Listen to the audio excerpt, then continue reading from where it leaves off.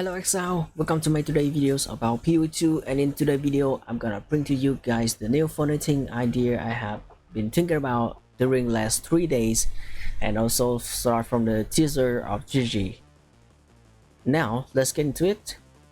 The idea is using BloodMage to get easily crit cap and also spell leeching to get enough survivability while mapping or passing. In 0.3, GG has introducing a lot of support gem, including in the linear support gem, and also some elemental infusion technique, which is got my attention pretty hard. And one important thing is we have a first meet ever with a physical spell in PoE2, which is a spell skill called it Ripping in the Ripping staff they were introducing in the teaser. And BloodMage is a very good ascendancy to scale the damage, which is fit for physical spell, because we have more strength, more damage, more life, more crit. And how does it work? Which is a good combination for optimizing the damage amount of damage dealing for each state of the gears. So let me explore that for you guys. First of all, we go through the setup and mechanic of the build idea. We're gonna crit the enemies, and the first enemy dies, rest of the enemies die, because the Trample boost is gonna dealing 30% of the overkill damage to enemies in 2 mages. And during the mapping you have got some option to pick up. Here is fire a arc, or point the bone cage, or rip the enemies. Why not just one? Because we have facing multiple of situation while mapping, so each of them is have a case of use. Arc is for range, shooting on dangerous monster or flying monster. Also some abyss monster, which has some after that effect, meaning I see some bottle of chaos damage or poison, something like that, and it explode and kill you faster than ever. And bone cage for getting out of tough situation, usually get tough while you dodge roll, and after dodge roll you got a lot of monster covering around you, so bone cage gonna help you getting out of that situation. Or you get heavy stun after you sprint, bone cage can also fix that issues. And reef for clearing a pack which is not so dangerous to get close to them. And because of those case of use, we have 2 combination for bossing and mapping here.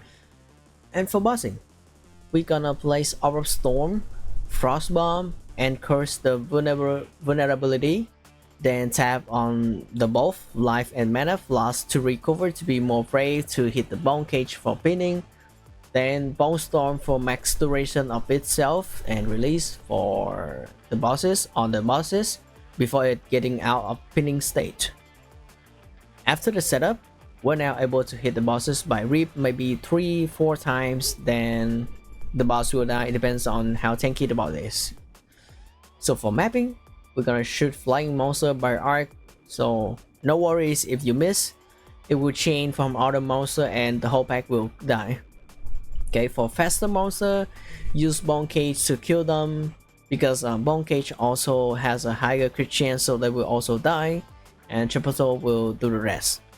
For the rest of the kind of monster, use Reap, just rip them and you will see the how it's work. Now we jump to the next chapter, the complex part of the build and how we make it work. First of all, we go through the gears and what is gonna provide you and help the build work. The staff, +7 spell physical damage is a must-have, and you can also have a better staff which has +7 cast speed and increased physical spell damage. And the last modifier on Desert Scray is like spell damage per maximum life is also a good option on the better staff, but it's also expensive too. And the gloves, try to have a corruption of a brick percent increase or more, because the monster with brick increase or more combined from other resources gonna take more physical damage, which is our main damage. And the rings need to have cast speed, life, and the remnant effect is optional. Amulet is the same, remnant effect is optional, just need to have +3 cast speed, crit bonus, and spell damage.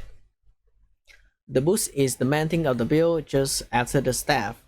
Binder boost will have 2 sockets. Other than that, just don't care.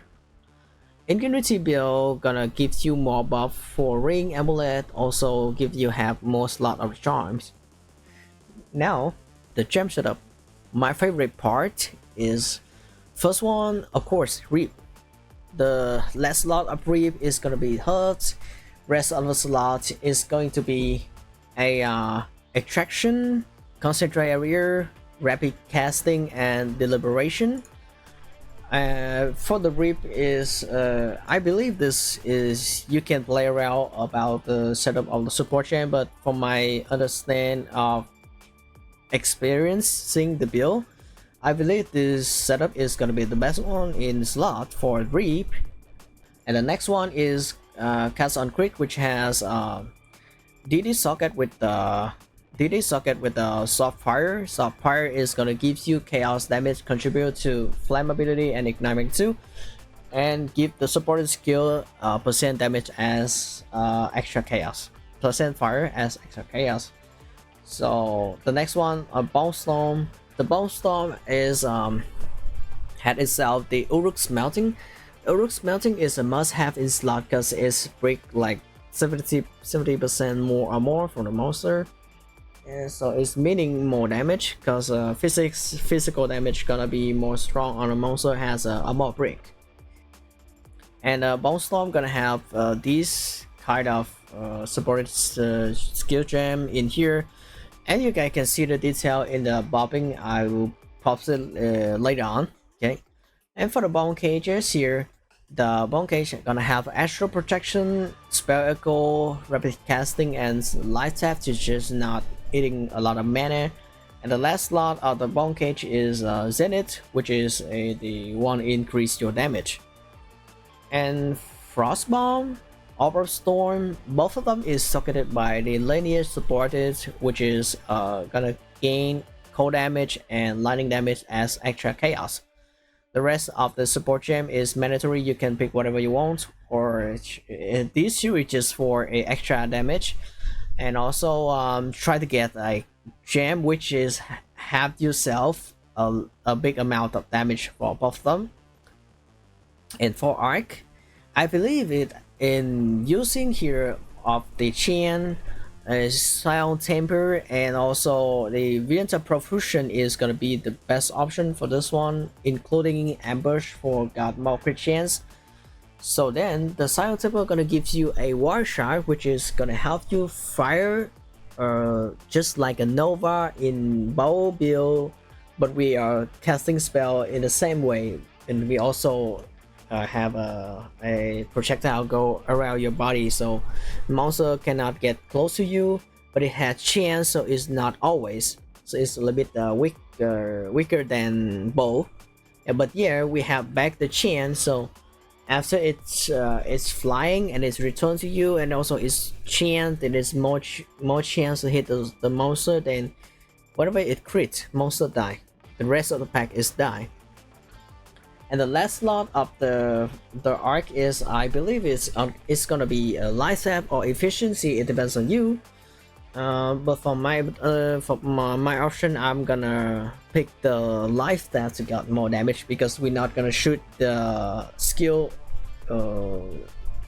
in most of the times, right? So because we have 3 case of use for each of the skill in this build, so yeah, it depends on the cases. So we're not gonna shoot the arc every time. Yeah, and the next one is the Living Bomb. Living Bomb here, I do believe this is gonna help me has a case of use for the fire infusion, but it's still testing. So it's now is optional. You guys can decide to have it on or not. It depends on you.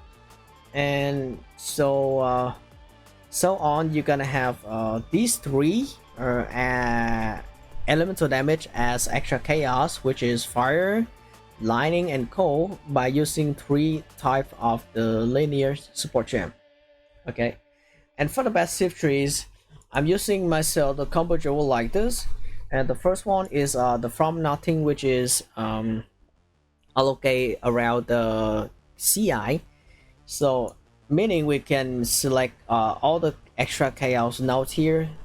Why is has extra chaos too much in too much areas, in too much anywhere? Because I'm using the against the darknet, which is give you extra chaos and some maximum life. This one I believe is the best in slot. It's not so expensive, but it's not so cheap, but you can get it. So it's around some divide, I believe. Yeah, but yeah, this one is a good combination for a from nothing, which is allocate CI. So it's gonna give you 1 2 3 4 5 6 notable, which is increase extra chaos damage. So you got a lot of extra chaos damage. And yeah, the next one is about the Heart of the World Diamond is also introducing in this league too. And this one also, yes, extra chaos and some crit bonus, some recoup S like is an additional point. You just need to care about the extra chaos. Yep. And the last one is just a rare jeweler, which is help me cap the crit, and some extra spell damage is also good. And combining all those things off, like the trees around the crit, extra chaos, and my character now has level 86, and we gonna have a crit chance in my character around 80% crit chance, and also crit bonus is around 488, meaning like 480 is also a huge number for crit bonus. So if you want to scale this amount of number up, you have two ways to do it. The first way is get yourself level up to get more passive trees to go travel around the trees. Second one, try get yourself a better option than me in slot for any kind of items or jeweler, or even the rune or the soul core. Yeah. So after all, I believe that you guys may have me the question, like why we not just have Reap in every cases. Yeah, my answer is Reap can solve like almost 95% any case, but I want to have more extra chaos from the other resources so that our damage gonna be copium to the moon. That the reason why I'm using fire spell or lightning spell or cold spell to just got more extra damage as chaos damage. So then my damage is not gonna be look pretty high in the total, but after the extra I believe it's gonna be pretty good. Yeah, and then that's all about the video of today. I hope you guys like it. And again, if I'm missing anything or say anything wrong, please note down, comment and let me know about that. I'll fix in the next video. Thanks for watching and see you guys in the next video. Bye bye.